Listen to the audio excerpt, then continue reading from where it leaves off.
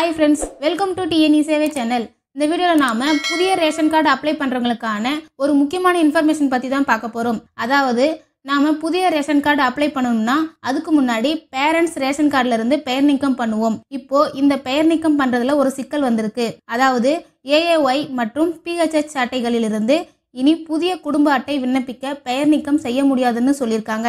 நமக்கு தெரிந்த இ-சேவை மைய உரிமையாளர் ஒருவர் பெயர் நீக்கத்திற்கு சரியான ஆவணங்களுடன் விண்ணப்பித்திருக்கிறாரு. இருந்தாலும் TSO ரிஜெக்ட் பண்ணிருக்காங்க. இது சம்பந்தமா அவங்க TSO கிட்ட பேசும்போது இந்த தகவலை சொல்லிருக்காங்க. ஃபர்ஸ்ட் இந்த ஆடியோவை ஃபுல்லா கேளுங்க. கடைசியா என்ன சொல்லிருக்காங்கன்னு பார்க்கலாம். ஹலோ வணக்கம் மேடம். வணக்கங்க. மேடம் இ-சேவை மையத்திலிருந்து பேசுறேங்க மேடம். இந்த பெயர் நீக்கம் ஒன்று அப்ளை பண்ணியிருந்தோம். சொல்லுங்க. ஆமாங்க, பெயர் நீக்கம் பண்ணியிருந்தா அது தள்ளுபடி போட்டிருக்கீங்க மேடம். அதான் என்ன ரீசன் கேட்டுருக்காங்க.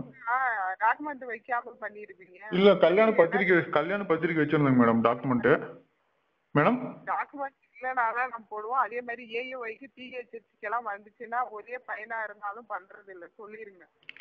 ஒரு பையனா இருந்தா பண்றது இல்லைங்களா? ஆமா பண்றது இல்ல. அவங்க அங்கிருந்தே பிரிக்க கூடாதுன்ட்டாங்க. ஒரு பையன் தானே, அவங்க ஏற்கனவே பிஆர்டி கார்டுல இருக்காங்க. ஓகே ஓகே, ஒரே அட்ரஸ்ல இருந்தா. Okay madam. சரிங்க மேடம். சரி, அதுதான் என்ன டீட்டெயில்னு கேட்கலான்னு பண்ணேன் மேடம். இதுதான் ரீசன். AAY PHH இருந்து ஒரே பையனா இருந்தாங்கன்னாலும் பண்றது இல்ல. ஓகேங்க மேடம். Okay madam.